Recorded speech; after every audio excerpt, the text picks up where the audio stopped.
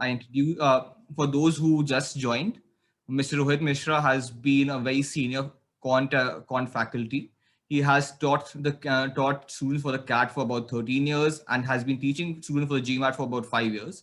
We'll learn from it. We'll try and gain from his experience today in this webinar. So over to you. Thanks a lot, Shaurya. Thank you so much. Hope I'm audible to everyone, guys. Just raise your hand. Okay. Aman, Sanjana, Sunidhi, hope I'm audible to all of you guys. Great. Okay. So, guys, let me first of all start off with thanking Shaurya for giving me this opportunity to speak to you guys. In fact, this is something which has been quite heartfelt. In fact, quite some time. For some time, in fact, I've been doing that in my classes. We've got so many people who are kind of switchovers from CAT to GMAT, right?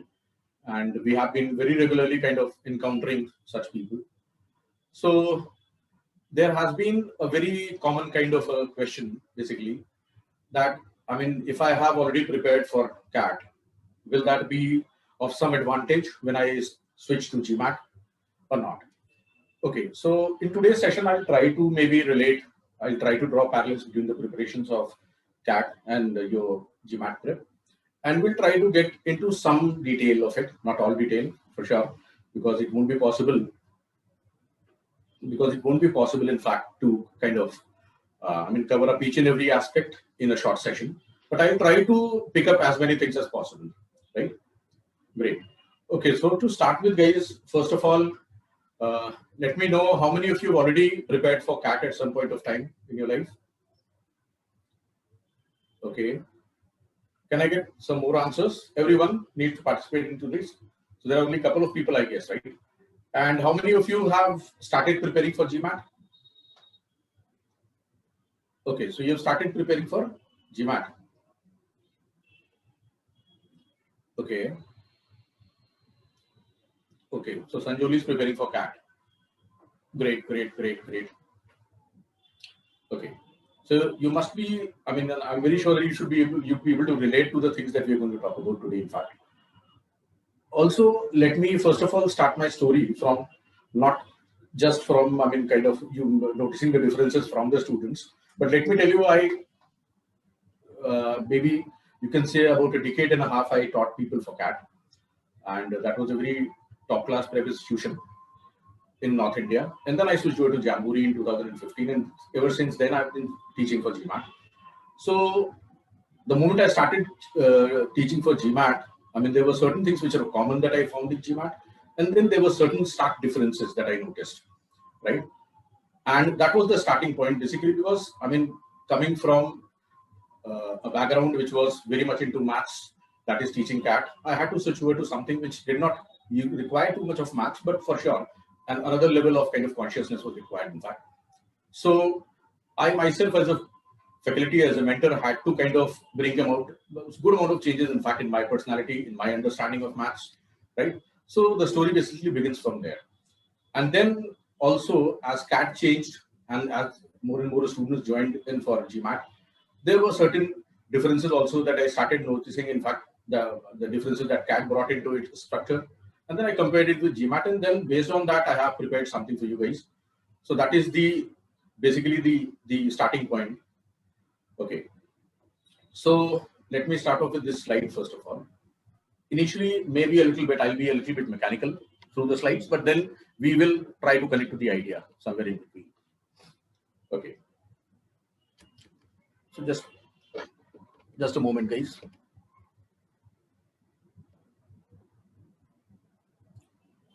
Let me share the PPT first of all. Hope this PowerPoint presentation is audible to all of you guys. Great. Now we'll start with CAT versus GMAT, and the things that I've compiled would be first of all based on similarities, and then we'll come to some differences also, and then we'll try to relate the preparation of CAT to preparation of GMAT, and what all good things that you have done while preparing for CAT, how to carry that forward into GMAT. That will be the essence at the end of it. Great. Now the structure of CAT, you must be aware of that. In 2020, there was a really different kind of a structure, and that happens with CAT usually very regularly. In fact, you'll find that the number of questions change and the structure of the exam change, right? Like for instance, in 2020, it was like 76 questions across 3 sections, 26, 24, 26 in your DI, LR, verbal ability, quant, and once again, there are 2 formats in which CAT questions are written. Some of them are MCQ questions, and approximately like 1/3 of the questions are written on non-MCQ formats, wherein you just have to punch in the informations after solving. Okay, and in the second type, that is non-MCQ type, you'll find the questions usually don't carry any negative marking. And that is all I guess need to tell you about the CAT structure. Now coming to GMAT. There are basically 4 sections you find in the slide. You'll find that there are 4 sections in GMAT. You've got quant, verbal, AWA, IR. How many of you guys have gone through the structure of GMAT before? Maybe just raise your hand. I would come to know from that. Okay, good. Anyone else? Okay. So I need to basically, deliberate a little bit on this structure. Okay, Aman also. See, there are 4 sections. The usual structure in which the sections come up is basically they give you the verbal section first, the AWA section first. Then you have your IR section. I'm just roughly kind of writing down these things. Then you have quant section, and then you've got verbal section. So basically, if you see these 4 sections which are there, this is the conventional format in which they used to come up. Nowadays, many changes have come into GMAT, right? The way CAT keeps on changing its questions, there are certain experiments which the GMAT people also keep on carrying out, right? Some time back, maybe 2.5 years back, 3 years back, they changed the number of questions that used to be there in quant and verbal sections and brought it down drastically, in fact, to quite 11. Well, I won't get into that details, but yes, for sure, one thing that you all need to know, in fact, about the sections in GMAT is that nowadays, GMAT happens in 2 formats. One is the on-center format, wherein you can go to a test center and appear in the exam, and the other one you can take it at home, right? And very recently, they announced that at home GMAT will now become similar to the exam that you take at the center. And all the sections would be available from 8th April onwards, not right now. Right now, if you take up GMAT at home, you'll be dealing with only 3 sections. That is, you'll be taking up quant section first, then verbal, and then IR. So you won't be actually writing the AWA section. Great. If I get into the sections a little bit, in the quant section, you'll find that the questions are written in a very different format. You'll find problem solving, data sufficiency. For sure, data sufficiency you will find occurring in GMAT, in CAT also, but the flavor and the attitude and the ecology in which the question is set up is very much different from CAT. Then you've got verbal section in which you've got reading comprehension, critical reasoning, sentence correction, these 3 sections. Then you have got AWA. Now, AWA basically tests your critical thinking. They'll give you a topic.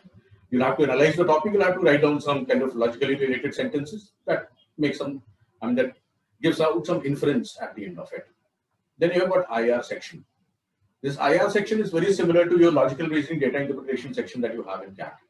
Quite similar to that, except for certain differences, which I'll talk about a little later, in fact. So this is the structure. You've got 4 sections. In quant, you got like 62 minutes to answer 31 questions. That roughly boils down to like 2 minutes per question that you're given. In verbal, it is 65 minutes, 36 questions. So it roughly boils down to like 1.8 minutes per question. And then AWA and IR happen to be each 30 minutes task. Okay, great, guys. That is all that I would like to tell you as of now about GMAT. We'll talk a little more about it in the, slides that will happen, and that will come a little later. Great.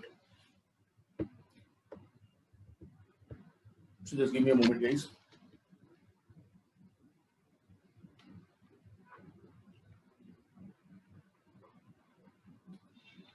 Okay. So now, first of all, we'll talk about similarities. What are the similarities in CAT and GMAT? Now, the first point of similarity is that both of them base their questions on the content that you usually do up till 10th level marks, right? Both of them have got certain favorite areas. We'll talk about them. But the bottom line is that they pick up maths of 10th level only, not beyond that. Right. If you compare the topics that get asked in both the exams, you'll find that the topic-wise contents are more or less similar. Both have got arithmetic, both have got algebra, both have got geometry, and then a little bit of higher maths is also used, like permutation, combination, probability. These topics you'll find would be common to both of them. Now, number properties and geometry are hot favorites for them. Now, that is a big opportunity for the people who have already prepared for CAT. And let me tell you, I mean, when it comes to CAT, the number properties get tested up to quite a level when it comes to CAT. In GMAT, they stick to the basics for sure, but they don't get too much deeper into it. Rather than that, they check your kind of consciousness when it comes to number properties and geometry. In fact, both of them put together. We'll pick up these topics a little later and we'll kind of differentiate, and we'll also see the similarities. In arithmetic, once again, like I said, percentages and ratios are hot favorites for both of them. Right? Once again, both of them use good amount of percentages, good amount of ratios, and their applications. Like application of percentages in CAT, you'll find Venn diagrams, interest questions, then successive percentage changes. Similar kind of things you'll find happening out here in GMAT as well. Applications of ratios, if you look at topics like time, speed, distance, mixtures, I mean, these are very hot favorite for CAT people. Out here also, you'll find in GMAT, ratios get used very often in the questions. Yes, for sure, there is a difference in the flavor. You'll find that the GMAT people find fractions more appealing to them. So number of times, I mean, as a part of ratios, as an application of ratios, you'll find that they give out information in terms of ratios and they try to test your patience level out there. So number properties, geometry, like I said, are hot favorites. And once again, arithmetic, in arithmetic, you'll find percentages and ratios are hot favorite. Right, guys? Now, we'll talk about a little bit about the differences that are there. First thing, differences in terms of ecology. Now, when I say ecology means what? That encapsulates like everything. The content that goes into it, the formatting that the questions are written, and the style of paper. Like for example, CAT, even though it is a computer-based test, but it is not adaptive, right? But when it comes to GMAT, that happens to be an adaptive test. That is, the test adapts according to the answers that you submit, right? Great. So in terms of ecology, let us first of all figure out what the differences are. Now, the first thing is CAT is an elimination test while GMAT is an inclusion test. Now, what I mean to say is by elimination is that you need to actually get to attain certain sectional cutoffs before your score even gets considered, right? For the top colleges that are there in CAT. While in GMAT, what happens, whatever the score that you get, there are a number of colleges that you can still apply it, right? And then your admission actually depends on lot many other factors, not only just the GMAT score, but there are so many other factors also. That is the way you position your application, the way you write your essays and all that stuff. For sure, up to an extent, that is important in CAT also, right? But then in CAT, you need to attain a minimum cutoff in the sections and overall cutoff for your score to get considered, in fact. Great. Next thing, like I said, CAT is not an adaptive test. For sure, GMAT is an adaptive test. Now, CAT actually uses negative marking to kind of generate overall score, negative and positive marking. GMAT does not use that, but it is an adaptive test. The questions start off at an average level, and then according to the responses that you submit, the test keeps on kind of shaping itself, right? And then at the end of the test, the level at which you finish off your test, that is the score that it finally gives you, guys. Okay. Now, this happens to be a very important thing to be understood, in fact. And this is something that usually people have grave misconceptions about. CAT digs deeper into maths. I mean, it will talk about good amount of maths, right? You'll find that the content of maths or the basic content of maths when you start to study for CAT, you'll find you'll have to invest good number of hours as such, right?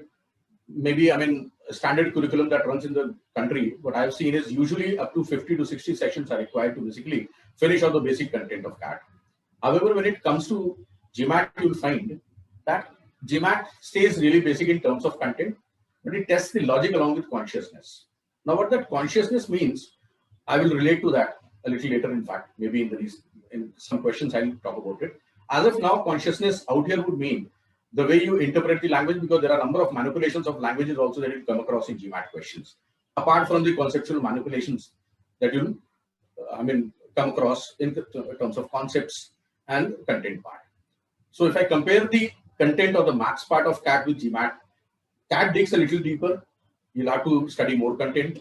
But when it comes to GMAT, the content, I won't say it is superficial, but for sure, it expects you to know the basics, not beyond that. But it will test you in that area, in that domain itself. And it will check more on the base, on the basis of your consciousness. Great. Okay, just let me give you an example to talk about consciousness. Okay, if I asked you to think of a number, in terms of CAT, if you think of a number, I'm very sure that you'll come across maybe standard numbers. I'm talking about the obvious ones when I say numbers. Usually people come across with the examples of like 1, 2, 3, 4, 5, 6. These are the numbers for them. If you maybe, stress them a little bit, maybe they will think of some numbers which are fractions, maybe 2.5, 3.2, right? Stress furthermore, they may think of like square root 2, third root of 3. But I've seen seldom people venture towards the negative part of the number line. GMAT actually goes into the negative part of the number line quite often, and it tests your consciousness vis-a-vis numbers and other concepts also towards the negative part of the number line as well, right? So that way you can think of consciousness, what level of consciousness is required out here. When you're talking about CAT, in CAT preparation, most of the times you've seen that, people don't talk about zero, and people are oblivious of the properties of zero. Apart from the fact that when you multiply zero to something, it makes it zero, right?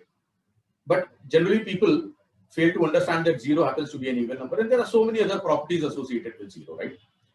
You'll find GMAT questions quite often be based on those understanding, those consciousness, especially the data sufficiency questions. Okay, guys. Yes, one stark difference that you'll find in GMAT and CAT once again is that up to quite an extent, while solving questions in geometry, people make use of trigonometry. At least the engineers do that very often. But when it comes to GMAT, you'll find that there is no place for trigonometry. That is sine theta, cos theta. You don't need to know that. You don't need to remember them. GMAT specifically does not use trigonometry out here in their questions. Okay, guys. Now, differences, the terminology difference, how the standard maths terminologies are used in CAT and how GMAT uses them. Because this is also very much, to be understood by people before you start preparing, or maybe even if you're switching from CAT to GMAT. CAT uses the common terminology of maths, right? For example, it will call a factor very often. It will refer to the quadrilaterals by their names, right? Number of times. Okay. But when it comes to GMAT, you'll find that there are certain terminologies that they never even talk about. As a matter of fact, GMAT completely dejargonizes maths. Now, what I mean to say by dejargonizes maths is that there are certain terminologies that it will never use, you'll find. Rather than that, what I have felt, in GMAT test prep, that, if I name a concept that calculates the LCM of a given set of numbers, you would know the process, right? Because you've done it so many number of times. But GMAT will kind of test you out here in this domain by not saying that calculate the LCM or calculate the HCF. It may refer to it alternately by saying find out the smallest number which is divisible by these numbers. Now, smallest number divisible by these numbers actually happens to be what? The understanding of LCM, right? So even without saying LCM or even without saying HCF, or rather naming the concept as such, I just took an example, right? Number of times I've seen HCF getting used in the questions as well. But what I mean to say is that they'll never use a terminology, that is standard in maths. A typical GMAT question will refer to a mathematical concept not by their name, but by their laymanish understandings, right? The way people who understand maths, who have their conceptual clarity, the way they refer to it. Now, one more example. What CAT generally calls a rhombus. I hope you understand what rhombus is. Rhombus is basically a kind of a parallelogram in which all the sides are of the same length. Now, CAT would refer to the rhombus by saying it rhombus, but GMAT will find usually refers to this geometrical figure by saying parallelogram with equal sides.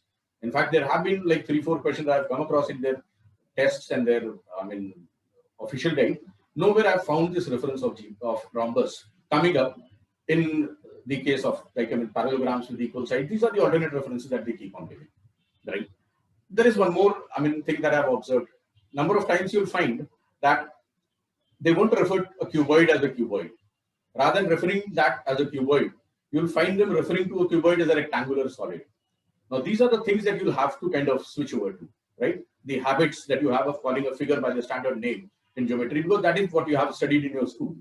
So you'll have to kind of get into that mental setup that, I mean, you should be able to recognize a figure by its characteristics, because the laymanish understanding means what? They'll express the characteristics in words. Great, guys. Now, once again, there is a major difference in the question formats you'll find. I mean, like I showed you, in GMAT, in CAT, what happens? Most of the questions are kind of MCQ questions. And in those MCQ questions, you'll find not many DS questions are there in CAT. But when it comes to GMAT, you'll find that not less than 40% of the questions are based on data sufficiency format. DS means data sufficiency format. That is a very different world altogether for the people who have not studied DS. You'll find it to be a little bit challenging and very different world as such. And in fact, in DS questions, you'll find once again, I mean, good levels of your consciousness would be and your logic would get tested, right?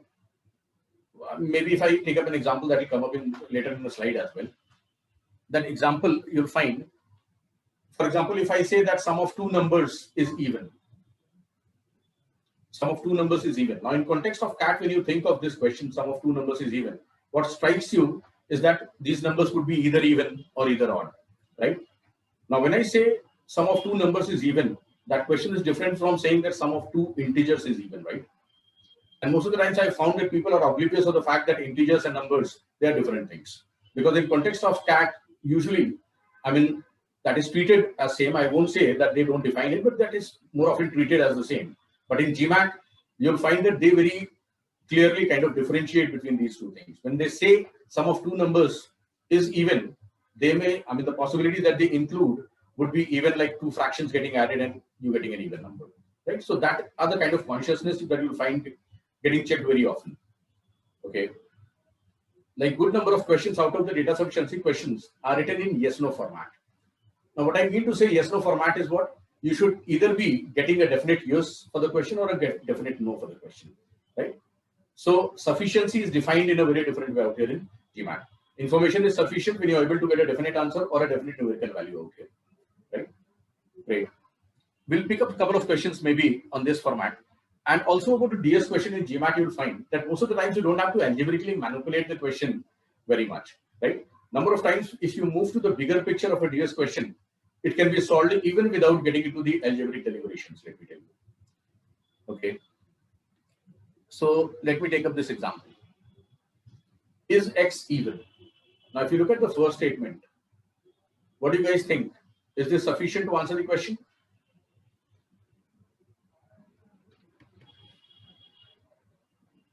Is this sufficient to answer the question, the first statement, guys?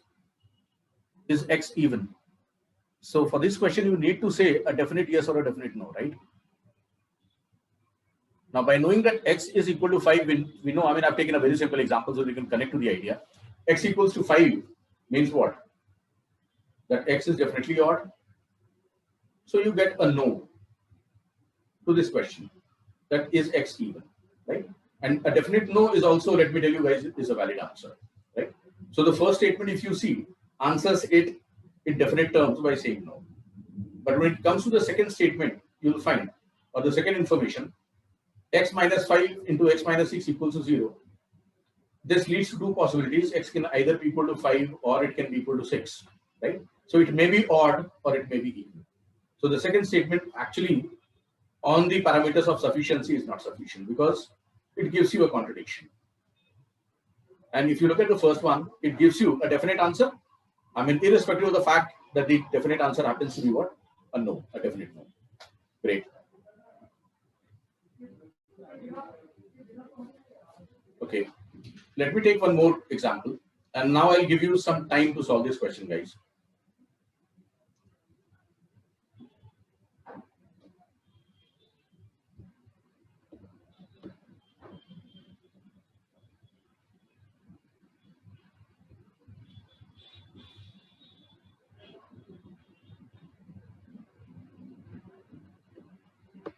Okay, guys, take a look at this question and just try solving it. This is a question from the official guide. I'll give you maybe 2 minutes to answer this question.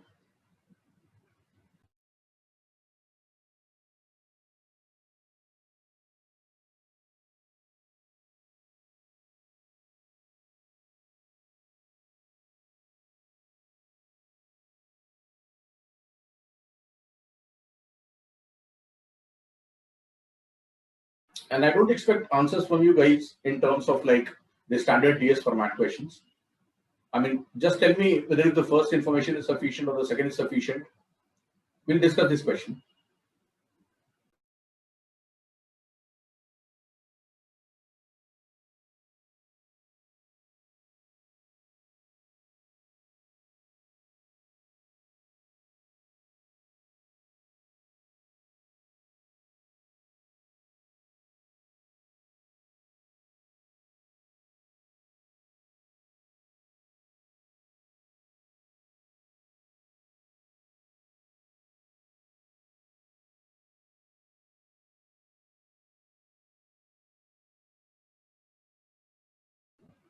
Okay, now if you look at this particular question, which says Jack wants to use a circular rack on his rectangular office floor to cover 2 small circular stains, each less than pi by 100 square feet in area and each more than 3 feet from the nearest wall. Can the rack be placed to cover both the stains? Now, if you are dealing with a situation of this kind in your day-to-day life, imagine if you have a situation of this kind, what all informations would you need to basically answer this question? Now, the question is that you've got 2 stains and you've got a rug, and you want to use this rug to basically cover these 2 stains. So what all informations would you need as such, right? First of all, the first information that you need to know is the size of the stains, because until and unless you know that, what are the stains which have to be covered up, you need to know the size of the stain. Also, since you have to use a single rag to cover up these 2 stains, you also need to know what is the distance between the stains, right? And then for sure, the third thing, you should know the specifics of the rag, that is the size of the rag. So size of stains and size of rag. And for sure, the distance between them in order to answer this question, right? Now, a DS question actually expects you to understand this particular thing rather than actually getting geometrical deliberation of kind of figuring out what the radius of the stain would be, right? And from this, what the radius of the rug would be, and then maybe trying to geometrically draw it and then try to solve it.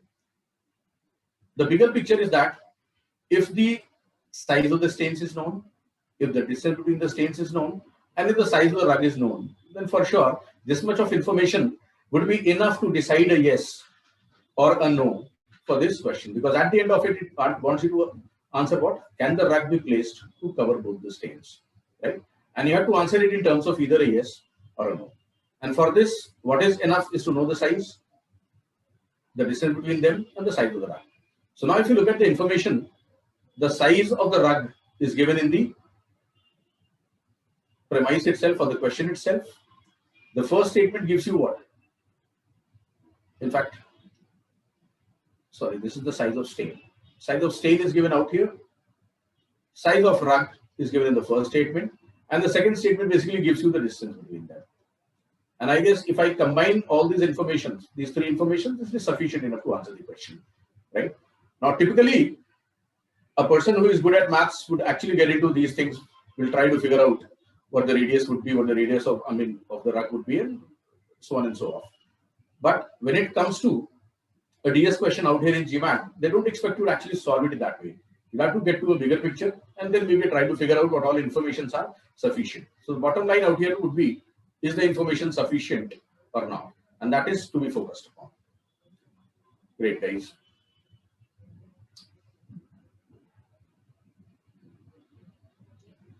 Now moving on to the next slide.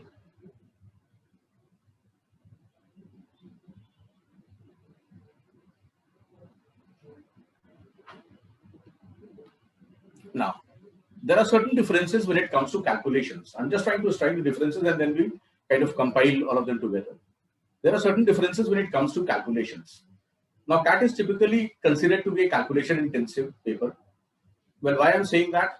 See, when it comes to the quant section, for sure, you may not require too much of calculation to answer the questions. But when it comes to the LRDI section, for sure, good amount of calculations go into that. Also, if you look at the IR section in GMAT, that requires a little bit of calculation, but not that much, as it is required in LRDI section. GMAT is not at all a calculation intensive paper, let me tell you. As a matter of fact, whatever amount of maths that you have that is table up till 12, squares up to 20, 25 are enough for us to kind of, do the calculations in questions that are there in GMAT. Great. So that is one big difference when it comes to this. Also, when it comes to CAT, LRDI section and also the IR section in GMAT, both of them have got calculators, right? The online calculators, and you can use them. In LRDI of CAT, you'll find there is some space of using those calculators. But let me tell you, when it comes to IR in GMAT, even though the calculator is given, but most of the times you'll have to derive inferences as a matter of fact. So you don't have to get into too much of calculations in GMAT. IR actually happens to be a similar kind of section. IR also contains logical reasoning and data interpretation questions, right? Similar to that you have in CAT. Great. Now, coming to content in geometry. Now, once again, if you try to remember the kind of geometry that you may have studied in your school, like putting all the geometry that you studied in maybe 6th, 7th, and 8th standard, which very often gets used in CAT. Nothing less than like 35 to 40 theorems you must have studied, right? But when it comes to GMAT, GMAT focuses more on the non-conventional application of some very simple results, let me tell you, right? For example, properties of triangles, when it comes, you're hardly concerned. You'll be hardly bothered about hardly like 4 to 5 results, nothing more than that. Great. So this just we did blah, blah, blah, nothing, special to tell you. So very basic properties. Yes, there is one more thing I've used. There are certain properties which are overlooked in the school curriculum. For example, all of us know that in a triangle, the very basic property is that sum of two sides is more than the third side, right? That is a very popular kind of a very basic property of geometry. But when it comes to GMAT, they use it in a very different way. When it comes to CAT, they also use it. But in your normal maths, in your school curriculum, you'll find that does not get used very much.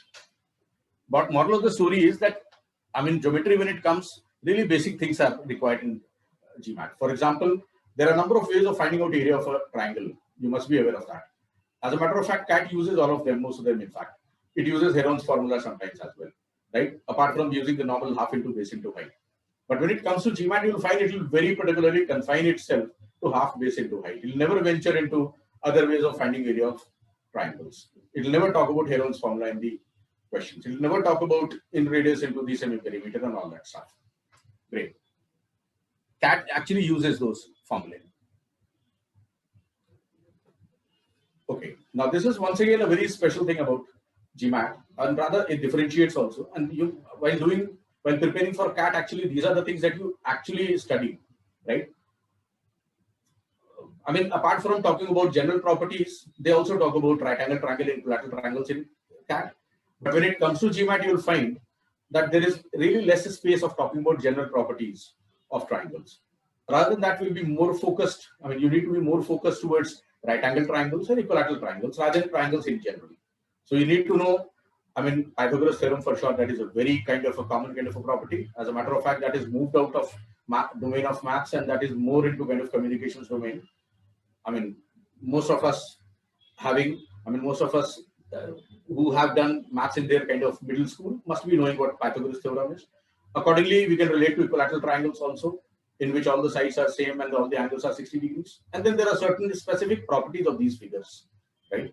That is, apart from knowing the Pythagoras theorem, there are certain numbers which are known as Pythagorean triplets, very specific ones like 3, 4, 5, very common one. Then you got like 6, 8, 10. These things get used very often in GMAT. Now, this is something that you must have studied when preparing for CAT, if you prepared for CAT. Equilateral triangles, once again, how to find out the area of equilateral triangles. That is the specifics of equilateral triangles we are expected to know. Okay, guys. Now, for example, this happens to be a question which usually people consider to be, a little complicated, but this actually uses a very simple property of triangles. Okay, can you guys just solve this question? I'll give you 2 minutes and just let me know the answer in the chat.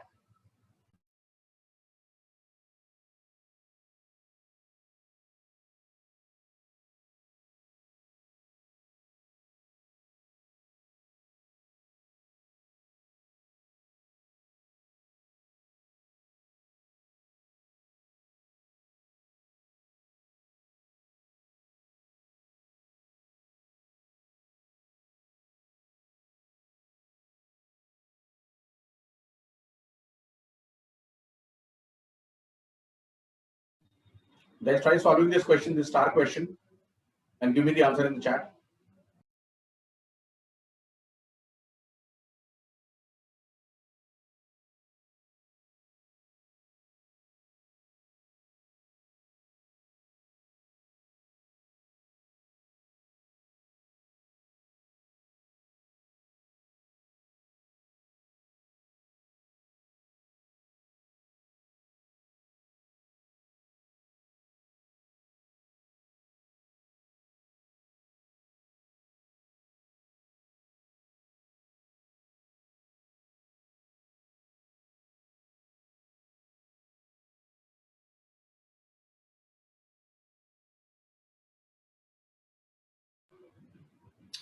Guys, any answers for this question?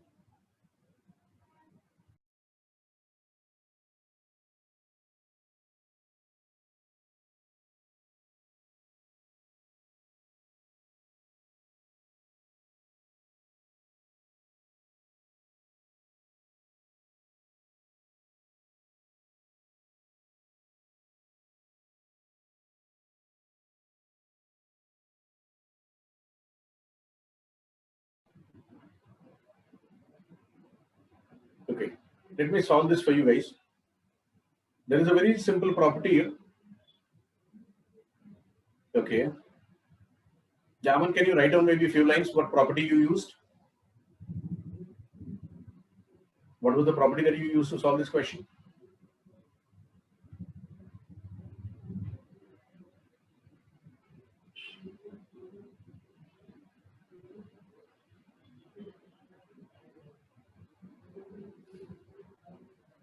Okay. Now coming to the properties, there is a very simple property of triangles. I'm very sure that most of you would be aware of. Okay, so used internal angle sum of a pentagon. Okay, great. So I mean, and then triangle, right? Okay, great. As a matter of fact, this question can be answered in a very simple way by just using a particularly simple property of triangles. For example, I mean, I'm very sure that you must be aware of this property of triangles, which is known as exterior angle property of a triangle. That is, in any triangle, sum of two interior angles, the sum of these two angles will be equal to what? This opposite exterior angle, right? So say if I say this is x and this is y, then this angle would be equal to what? X plus y. Now this particular property can be very effectively used to basically solve this question. Now how will we use it? If you look at this triangle, this happens to be the exterior angle to both x and z. So if I use the exterior angle property, this becomes what? X plus z. Also, if now you look at this particular triangle,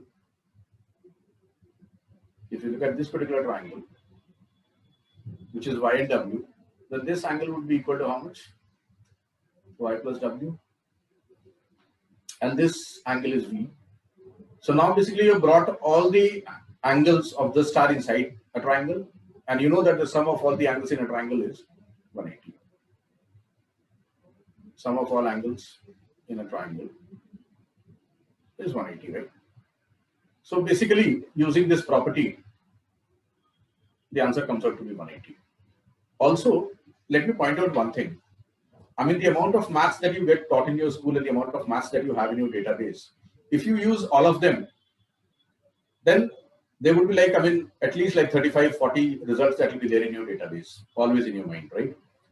Now, if you try putting all those results in your mind, I mean, in action, in a particular question, for sure your hit ratio or your I mean, strike rate on that particular question would be really lower, right? So in order to improve on that, you'll have to very heavily cut down on results when it comes to GMAT. So that is one big difference that you'll notice in geometry. That geometry, first of all, gets asked very often out here in GMAT. Approximately like 6 to 7 questions out of 31 questions would be based on that. And that too would be based on really few number of results in comparison to CAT. So if you're already prepared for CAT, you're already done with that, with those results. But then you'll have to very consciously tell yourself that not all results are relevant in terms of in GMAT. So you'll have to kind of filter some of them, and you'll have to use, and you have to keep really few of them in your database, and just to improve on your kind of strike rate. Moral of the story is that the GMAT, I mean, if I talk about the properties that get used in GMAT, would be really a handful of them in comparison to CAT, wherein, I mean, good number of properties need to be known, right? So if you're already prepared for CAT, for sure, I mean, once again, that happens to be a comfortable area for you guys to connect to when it comes to geometry. Great, guys. Now, like Aman pointed out that he applied property of pentagon. Now, let me tell you guys, out here in GMAT, we never talk about properties of pentagon. Yes, for sure, we talk about the interior, some of interior angles and some of exterior angles of polygons in general, for sure. But then when it comes to specifics of pentagon, for sure, we're not going to talk about them much. Great, guys. Now, next.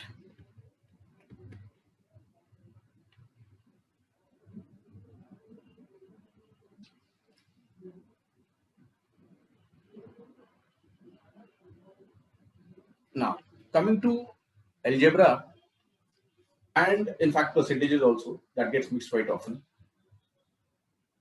Algebra in CAT gets used like framing of equations in complicated situations, and then maybe solving them as well. In GMAT, you'll find number of times the methods of algebra and the variable method and the solution method. Solution method is usually not used. They'll expect you to kind of understand the situation, frame an expression, and then number of times the answers are given in those terms of those algebraic expressions itself, right? So when it comes to GMAT, you'll find a very different kind of usage of algebra. Let me relate to you with an example.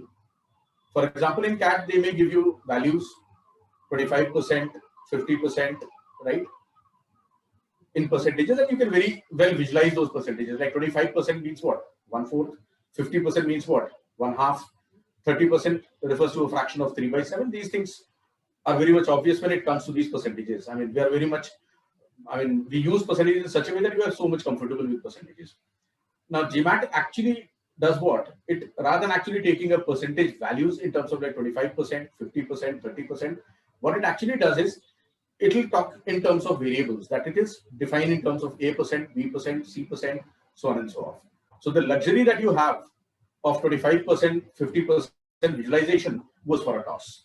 So they'll talk about some variables in a question, maybe, I mean, they'll introduce some really extra words in a question, they'll make the question a little wordy, and then they'll use these variables A, B, and C, and D, and then they'll expect you to kind of frame an expression in terms of these variables, and then maybe express A in terms of B, C, D, and then write down the answer, or maybe choose an answer from the given answer option. Now that becomes a little task because that happens to be an uncomfortable kind of maths that we deal with. Most of the times when you're, I mean, practicing for CAT, what happens? You get into some smart work, visualization, using variations, using ratios, and then solving the problem even without using algebra, right? So that is the mental setup that you get into while preparing for CAT. GMAT, when it comes to GMAT, you'll have to get into a little bit of algebra. That is a little bit of that uncomfortable maths of framing expressions, then maybe solving them to 2-3 steps. So that uncomfortable part, and that is where GMAT kind of tests you, tests your patience, and whether if you're comfortable dealing with those algebraic expressions or not, right? So it will test you on that area. Great. So like mixing algebra with percentages and ratios happens to be their favorite thing. Nowadays, if you'll find in GMAT, 2-3 questions regularly come of this particular flavor. Even if you solve their official guide, you will find, I mean, 4 or 5 questions you will find of this particular nature where they'll be mixing algebra with percentages and they'll expect you to answer in terms of an algebraic expression only, rather than a number. Great, guys. Also, in case of CAT, what happens? Sometimes just merely plugging values from the answers can also be a strategy of solving a question. However, in case of GMAT, what happens? Plugging the values is, I mean, that is the luxury that you can't afford out here because the values won't be there, right? You'll ultimately have to kind of write down an algebraic expression and then you'll have to kind of I mean, manipulate it to a level that, I mean, or rather to the form that they expect you to answer the question. Great, guys. Now, coordinate geometry, for sure, in CAT, they talk about a little bit of theory also. I mean, like finding out area of a triangle in which the coordinates of the vertices are known. Equation of line is for sure there, right? Now, equation of line gets asked in GMAT as well. Equation of line gets asked in GMAT as well, you'll find. But when it comes to GMAT, they expect more often to know the, what do you say, the properties of quadrants, what X and Y represent. So these are the things that are to be know, I mean, that they expect you to know, rather than actually getting into too much of that theoretical kind of stuff out here.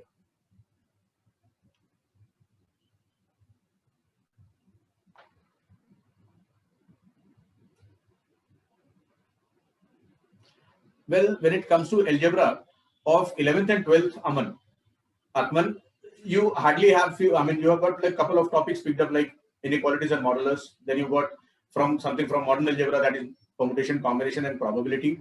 But let me tell you, even though these things occur in your higher level maths, you'll find that GMAT treats them in a very simple way, right? You're not expected to actually solve those inequality questions very extensively. Most of the questions you'll find are based on really simple properties of numbers. For example, if you pick up numbers in the range of like 0 to 1, you'll find that they've got a very different property based on, I mean, in compared to the numbers that you'll find on the other part of the number line. So are you aware of these basic properties or not? So GMAT basically, I mean, frames question on that particular part, rather than actually making you frame an inequality of a complicated kind and then solving it, right? So even if GMAT picks up maths from higher level, I mean, your 11th and 12th, still it does not expect you to solve it in the way that you solve in your engineering or all those disciplines, let me tell you, right? Same goes with permutation, combination, and probability also. In probability, GMAT most of the times expects you to know that probability in a given circumstances depends on favorable and total, right? It won't go to the extent of talking about Bayes theorem, which is a little bit complicated and figures in extensively in your 11th and 12th level CAT. And examine it at times also, you'll find in CAT they actually test the Bayes theorem, right? In GMAT, they'll never talk about Bayes theorem. At least I've not seen it coming up, and that is not even mentioned in here in their official guide, right? So if they pick up topics from 11th and 12th level maths, they'll still test your reasoning and logic and consciousness, let me tell you, right?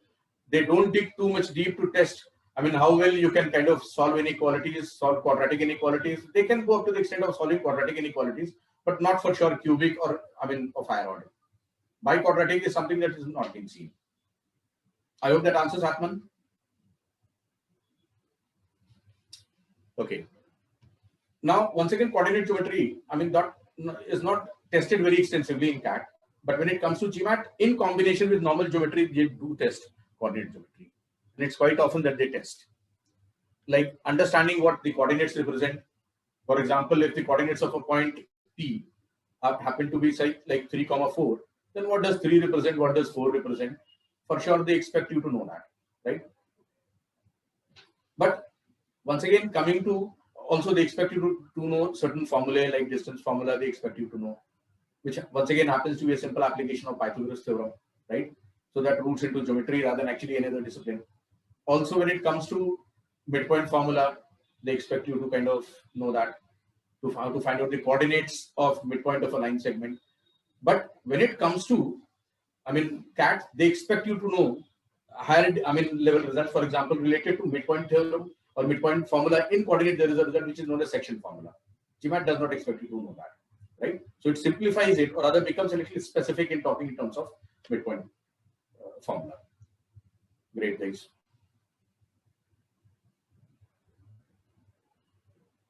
Okay. So understanding of basics in coordinates is very much required most of the times. Knowing the quadrants, in the first quadrant, when you draw the axis in the first quadrant, you got plus as this sign of the distances that you find in the first quadrant. So it goes for the second, third, fourth, all the quadrants. Great.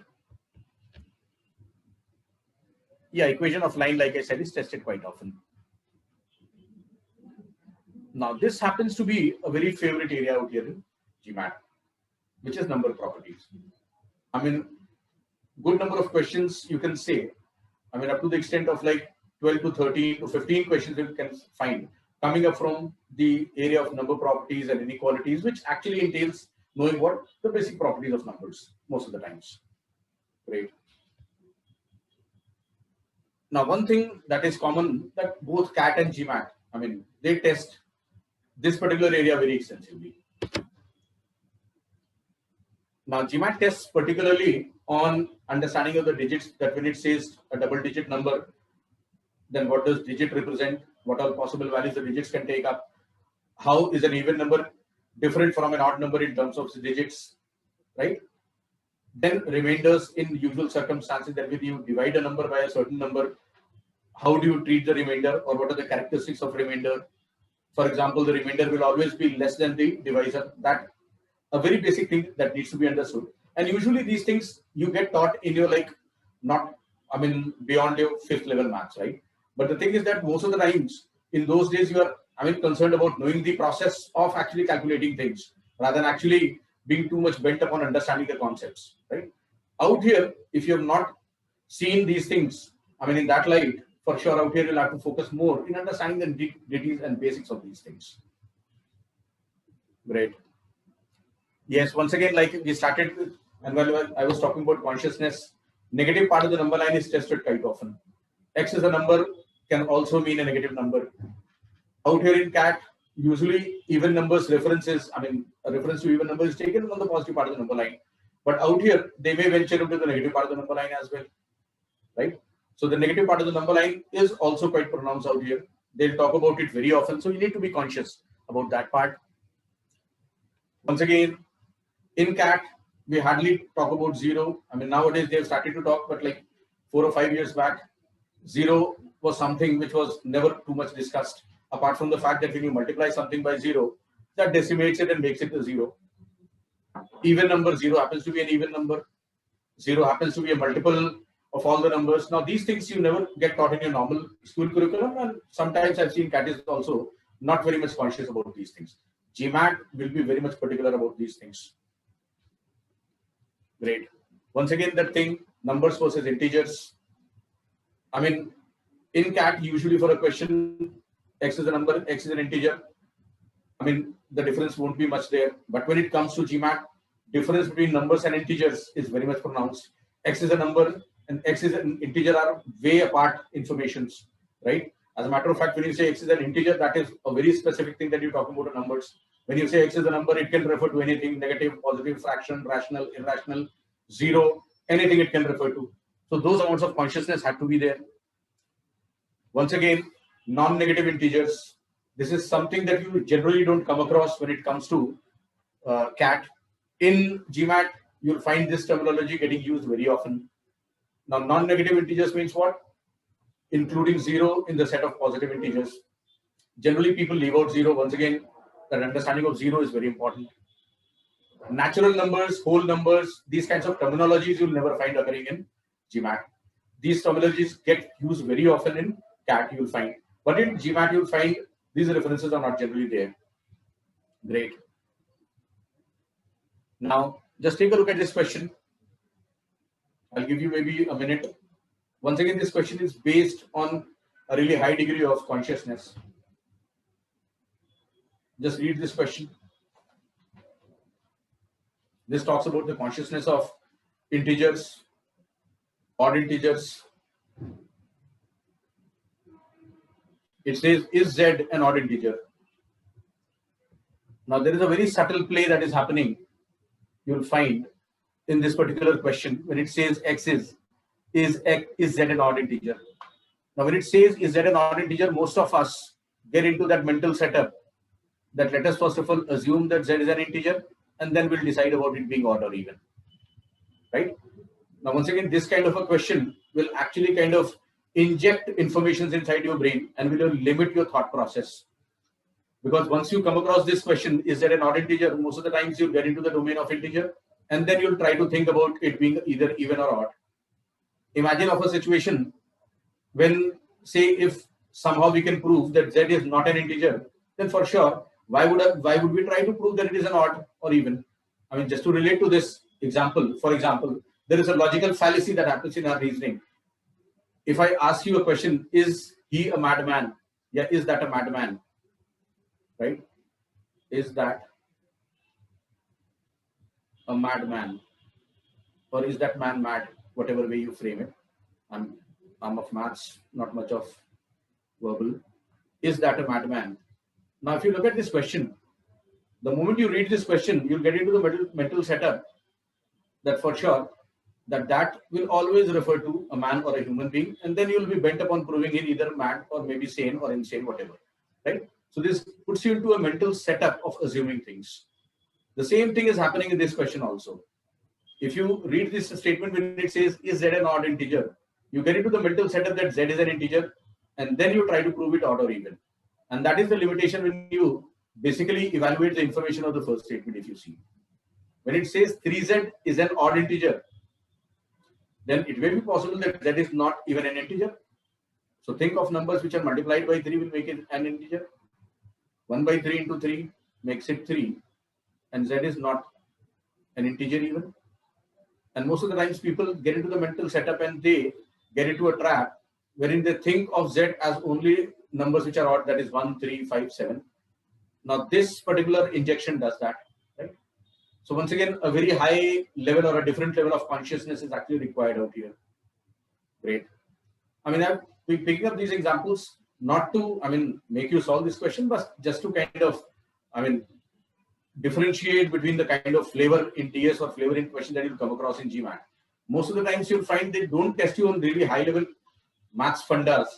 What they test you on these lower level consciousness questions, and you are prone to make mistakes if you're not conscious enough. Great. I'm using too much of conscious word. Let me tell you that is something which is really heartfelt. Every moment when you solve a question out here, you always feel that, consciousness you'll find getting tested very often. Now, this is something that we talked about initially. If sum of two numbers x and y is even, then x and y are both are what? Now, in the kind of maths that we have studied in school, the obvious suggestions would be like even plus even makes it even, or odd plus odd will make it even. But when it comes to odd plus even, when it comes to two fractions, we never think of it, right? For example, if I add 1.2 and 2.8, now these two things are also going to add up to make it what? An even number, which is 4. And this is something which is not naturally come to your mind. For this, you'll have to solve problems out here in GMAT, make some mistakes, then that consciousness kind of sinks in. Great. Then, moving to the next slide. Just read the highlighted part of this question. I don't want you guys to actually solve it. Just read the highlighted part of this question.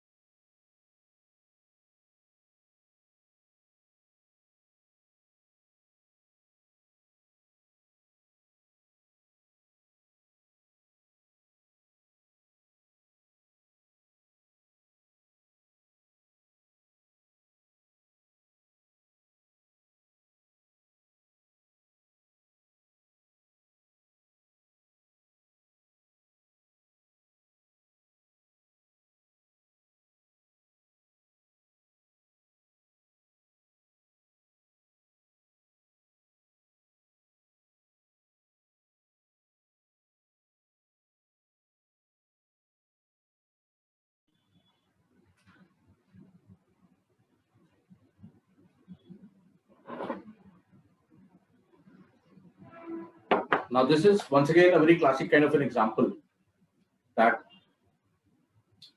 the indirect reference to the most commonly understood things in maths. Out here you see, it says, is it possible to assign each of the n students to one of the n classrooms so that each classroom has the same number of students assigned to it? Now, the question is put in terms of words, but if you ultimately analyze it, imagine a situation, when will you be able to assign each of the n students to n classrooms so that every classroom has the same number of students? Under what circumstances will you do that? Now you'll be able to understand if you take up some numbers maybe. So in place of n, if I take say for instance 15, and in place of m, if I take say for instance 3. Now the question is, will you be able to assign 15 students to 3 classrooms so that every classroom has same number of students? Or rather, how will you decide this particular thing? You'll decide this by dividing 15 by 3. And when you get 5 as the answer, you know that yes, I'll be able to divide them equally among these 3 classes, right? Had the value of n been 16, then 16 upon 3 you know is not perfectly divisible. So this is not possible. So this won't be possible. Great. So basically, in order to answer this question, what you need to find out is whether if n is divisible by m or not. Now this is once again a very simple maths, but when it comes in GMAT, in terms of this much big phrase, people usually kind of get confused and may kind of get misled, or maybe get, terrified just by looking at these 3-4 lines. At the end of it, just to realize that what it wants you to find out is that is n divisible by m. Great. So once again, a very simple concept of divisibility is getting tested in terms of words, right? It does not ask you that is n divisible by m. It actually gives you all this theory to interpret and then to understand this fact that what is to be answered at the end. Okay, guys, I don't expect solutions from you for this particular question. This was just to relate the way they put questions out here in GMAT. Great, guys.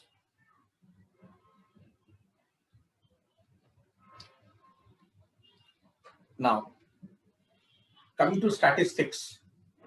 Statistics is an area that does not get tested very often in CAT, you'll find. But when it comes to GMAT, you'll find this happens to be a regularly occurring kind of a thing. And out of those 31 questions, you'll find 3 to 4 questions regularly coming from its statistics. So that actually happens to be something new that you need to study when it comes to GMAT.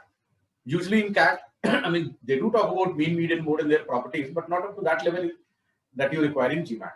They talk about they talk about algebraic properties of statistics. For example, if you add the same constant to all the values in a list, how does that move?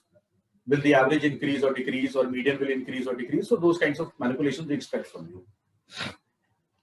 For sure, when it comes to GMAT, good amount of smart work is expected based on understanding of common statistical measures like mean, median, mode. It does not dig once again too deep into getting into regression and all that stuff. No, it only confines itself to the most usual kind of things that you study in your school in statistics. It goes up to the extent of checking your understanding vis-a-vis maybe standard deviation at times, range, but not beyond that. Okay. All said and done, in GMAT, statistics actually happen to be a set of low-hanging fruits. That is, you can very easily answer these questions and you can score good points out here by answering these questions. And I told you the opportunity is that there are like 3 to 4 questions which are actually based on statistics and that they regularly come up.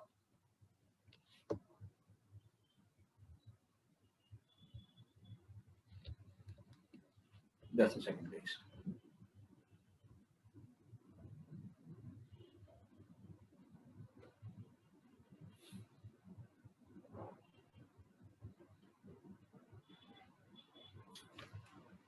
Also, the common domain between CAT and GMAT stats is the area of weighted averages.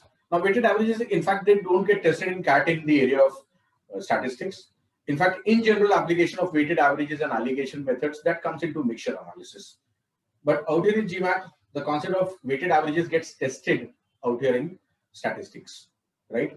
They try to understand that are you aware or are you conscious enough about the, bias in the weighted average.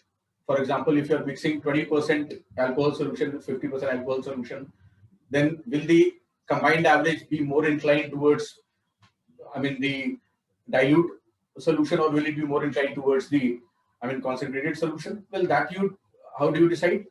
That you decide on a very simple factor, whichever component is more, right? But when they put it across in terms of question, at times I've seen people facing difficulties.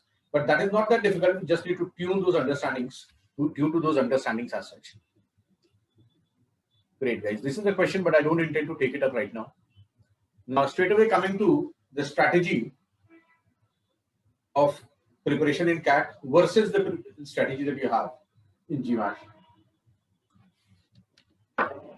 if you compare the duration, normally about an year goes into preparing for CAT. Whereas for GMAT, in order to get ready for GMAT, you don't require more than like 3.5 to 4 months. Not more than like, I mean, but yeah, for sure, when you say that 3 to 4 months, that requires a focused effort towards GMAT only. Great, guys. If you look at the number of basic theory sessions that are required for CAT, usually, I mean, the kind of preparation that happens in India, you require at least 60 plus basic theory sessions, basically to get a knack of all the theory concepts. However, when it comes to GMAT, you hardly require like 12 to 13 theory sessions, not more than that. And let me tell you, those 12 to 13 theory sessions would be enough for you to kind of understand all the basics that are required to answer GMAT questions. Okay. Now, when it comes to preparing for CAT, the bent of mind is to basically solve high-level CAT questions, high-level IQ questions. But when it comes to GMAT, you don't have to get to that high-level questions initially to start with. You basically, first of all, start at the level where you are, and then you build it up from there to the higher levels. As a matter of fact, your 80% bandwidth should be kind of allocated towards doing stuff which is kind of medium or a little medium high. While in case of CAT, most of the bandwidth is actually allocated towards doing some really high funda stuff out there in CAT. Great, guys. This happens to be a very important factor, the fourth one. Preparation is stretched across undefined vague syllabus. When it comes to CAT and other exams, you'll find they'll say aptitude, go and study arithmetic, go and study algebra, go and study numbers. From the experience of the paper, people have kind of tentatively compiled that probably these are the areas from which to pick up the question. So that is the way preparation happens. But when it comes to GMAT, you'll find the official guide GMAT has actually defined each and every concept, each and everything that they are going to ask in GMAT paper. And let me tell you, they never kind of transgress those boundaries. They'll always be within those boundaries, and they frame questions within those boundaries itself, right? So a well-defined syllabus you'll find in GMAT, and also the format of the questions is also well-defined, right? Like you've got certain questions in problem solving, that is your normal MCQ questions, and the remaining are your data sufficiency questions. But when it comes to CAT, I've seen when it comes to CAT, you'll find that the experimentation can be even of any level.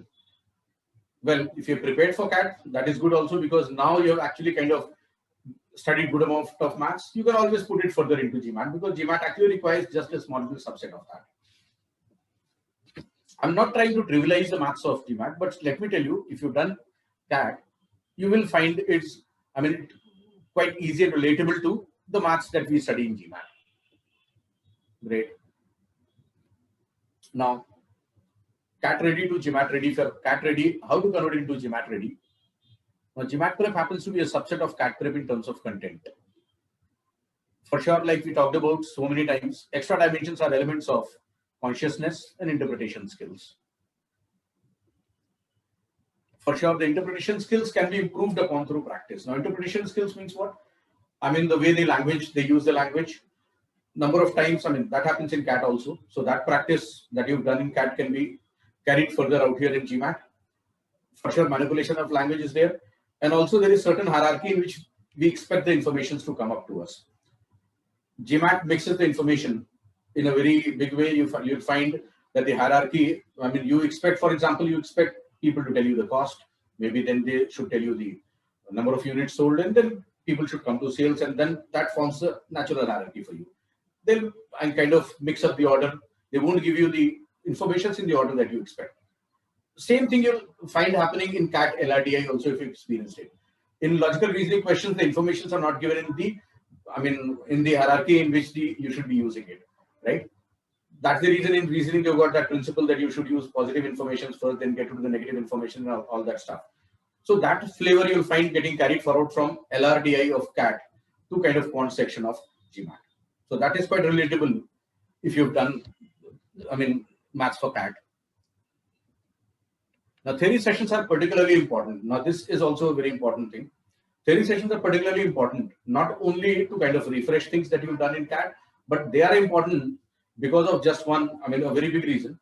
Like I said, that in geometry, after studying those 5-6 relevant results that you need to know, you'll have to put this stop button, because you don't need to study beyond that. You don't need to basically load your system with unnecessary results, because at the end of it, the theory, the objective is not to get general GAN in maths, but to crack GMAT, right? So you'll have to attend the theory sessions and you'll have to go through the theory things. In fact, initially to start with, you can't be complacent that I've done, CAT maths, so I just don't require anything for GMAT and I should just go and write the exam. No, you need to make yourself conscious about certain things, that this is the point where I need to draw a line. Beyond this, I don't need to study, because that is something which GMAT people are never going to ask. So that will be good amount of wastage of your own bandwidth if you do that. So theory sessions are particularly important to understand the limits and boundaries of the content, right? That happens to be a very important factor. If I summarize, if you're prepared for CAT, you have the content ready. But when it comes to GMAT, the question, the flavor of question, the kind of exam, that is very different, right? What you can do, you can maybe use the things that you studied in CAT. Maybe you pick up those things from there and come to GMAT, and 70% of them would be kind of applicable in GMAT context. But then you'll have to weed out certain things which are not important vis-a-vis GMAT, and also you'll have to develop certain new things before you give up the exam. Great, thanks. So just to summarize, the content, if you see, is more or less similar, not the same. Similar, why I say? Because the flavor is same, the content domain is same.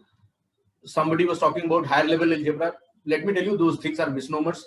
That higher level algebra is there too much. That is a very obvious question that you guys will always come across, how to deal with it. I am weak at maths.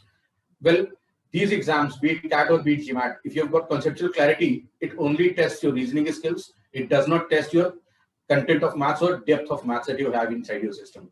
Otherwise, it would have asked you to get a BSc degree in maths and then come for these exams, right? So I hope that you understand that fact. Great. Okay, guys. So let me see what questions do we have and what answers can we give to them.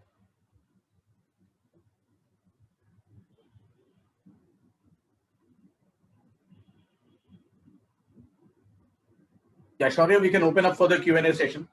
If you guys have some question.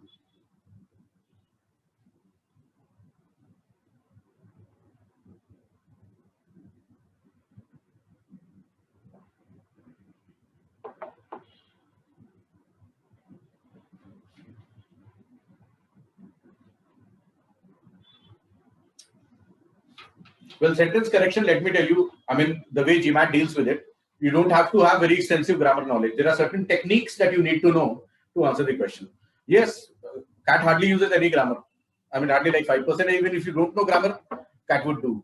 But when it comes to GMAT, the sentence correction that you are referring to does not use very extensive, knowledge of grammar, let me tell you, first of all, right? It actually, there are certain techniques that if you follow, you can always kind of work on these questions. Also, there are certain questions that we answer using the tone also, my friend. So in sentence correction, there are certain techniques. If you master those techniques, your accuracy increases in a big way when it comes to sentence correction. So most of the times you don't have to mug up the grammar or the parts of the speech the way you do in your school. I hope that answers it. There are specific techniques, my friend, for these things, for the sentence correction things. And if you practice it in the right way, you'll be able to crack them. So that actually is a misconception that you need to know too much of grammar, in fact. Yes, I would agree with that. I would agree. Well, and also I would say that the flavors are really different. Once again, when it comes to verbal reasoning, for example, the critical reasoning portion that you get out here, CAT used to test for GIFs, fact, inference, judgment, right? Strengthening the argument and weakening the argument. That flavor is carried forward in the verbal section in GMAT as well, let me tell you. But then there are the bold-faced questions out here, which are quite challenging out here. So I would agree with that. That the verbal reasoning section out here would be a little of the higher level if you compare it with that of CAT. Once again, reading comprehension, that depends on your reading skills quite a lot. For sure, interpretation skills also. Hope I've answered, Adit.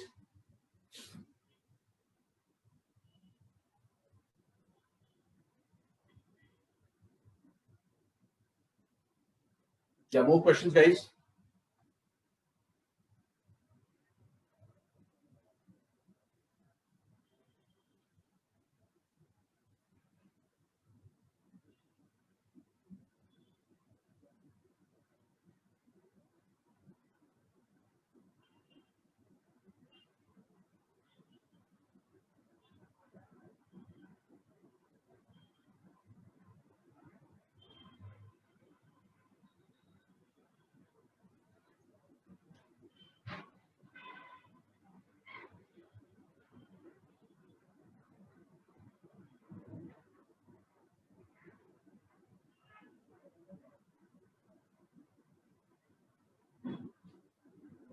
See, I mean, it depends how much time you can dedicate to the preparation on daily basis for GMAT. I mean, the usual, see, what happens for CAT, you can spread it for, I mean, on a duration of a year. But the timeline, ideally, if you can give like 6 to 7 hours to GMAT prep on a daily basis, then you should prepare for not more than like 3.5 to 4 months and take up the exam, right? Because that consciousness, the sense of purpose, all goes for a toss if you spread your preparation on a time duration of say 6 months, right? So ideal would be if you can kind of, I mean, if you're not working and if you are kind of can give like 5 to 6 hours, or maybe you can ration out your time on daily basis, maybe 2.5 hours if you get on daily basis, and on the weekends if you can put that extra amount of effort, then too it is manageable. I mean, like 3.5 to 4 months. You should kind of, I mean, what do you say? Divide the timeline in terms of like first doing the basics. If people who are, I mean, who've not done much of maths, well, that is also an opportunity for teachers like us to teach people for GMAT. You don't have to make people unlearn so many things, right? And there are only few things which need to be known, not very much of CAT content you need to load to your system, right? So ideally, if you are also working on weekdays, then it should not take you more than like 1.5 months for, I mean, to prepare yourself for the basics. And then after that, you should get into testing and tuning.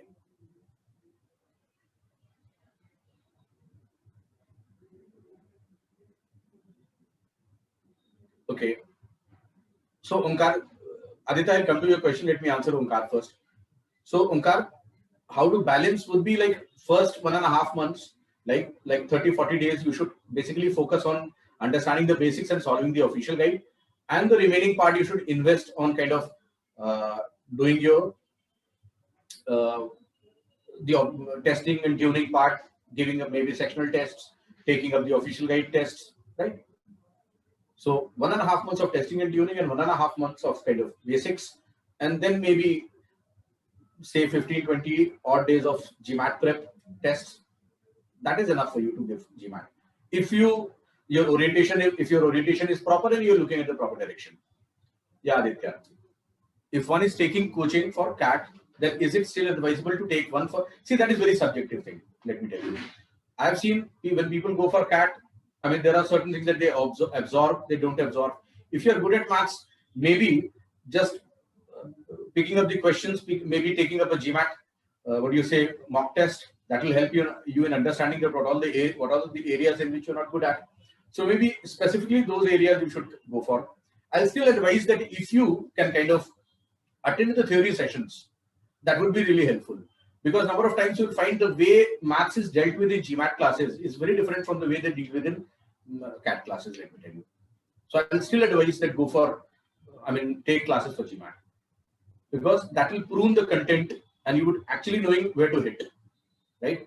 Because in CAT, there is so much of maths that you'll be studying. And if you put all of them into action while solving the question in GMAT, let me tell you, your efforts will go haywire, right? So you need to have a more focused kind of, I mean, approach towards GMAT. So for that, yes, I will advise that even after you have prepared CAT, go for GMAT. Because the classroom sessions will actually tell you what all things to talk about, what all things to prepare, what all things to leave aside. Great. I hope I answered, Aditya.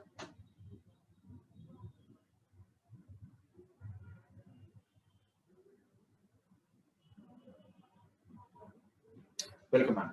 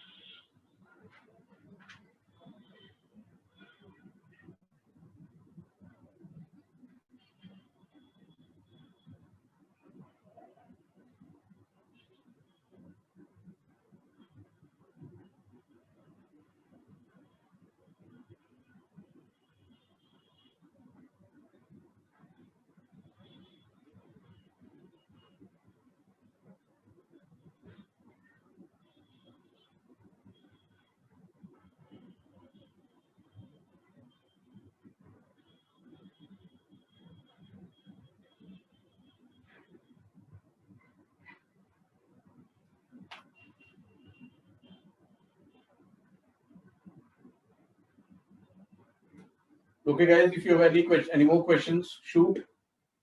Otherwise, we'll just maybe wind up the webinar. Shaurya?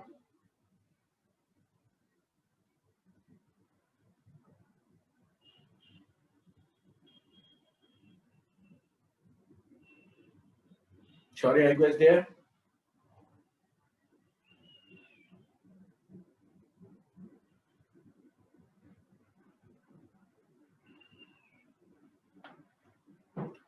I mean, when it comes to GMAT, there are so many books that have been written by so many people, so many different disciplines. But why for NCRT? NCRT, if you look into NCRT, number of times people advise for the basic maths concept to go to NCRTs. But like I told you, I mean, you'll have to confine yourself to the relevant area only, right? So it's better that you, study things from the official guide and you take it up from the official, whatever the material is given out by GMAT people, the official ones. Because if you pick up NCRTs, you'll be unnecessarily studying so many books and so many things, right? You'll end up unnecessarily cramming so much of information which is not required at all out here. Right? So I would not advise NCRT that you just pick up NCRT in a wild way and you start preparing for it. No. Because there are so many things which are not relevant at all out here. Yes, for sure, if you feel that you don't know really basic things of numbers, maybe you can pick up some NCRTs, maybe of 5th and 6th, and just go through the chapters of numbers part. That's it, nothing more than that. Right? Rather than that, if you just go to the maths review section theory part of the GMAT OG of any version, you'll find that to be more helpful in orienting you towards the things that they are expected to ask in the question.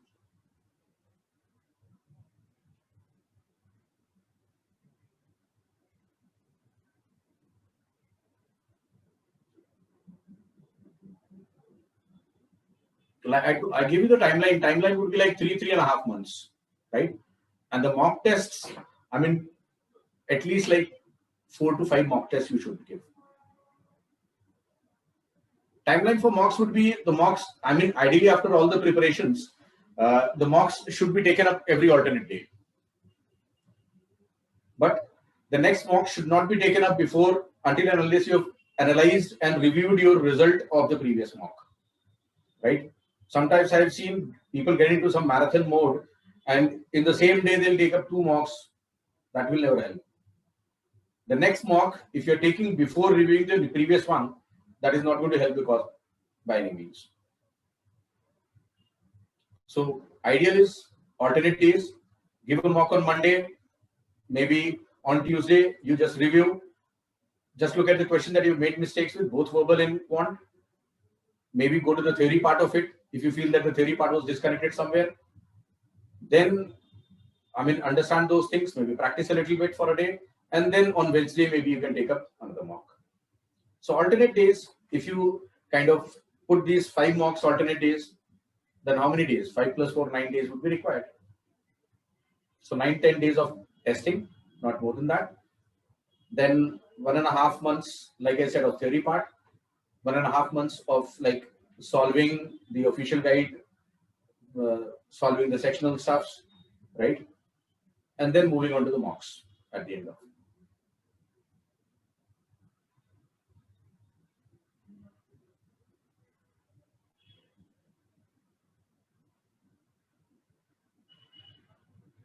I hope that answers that question for you.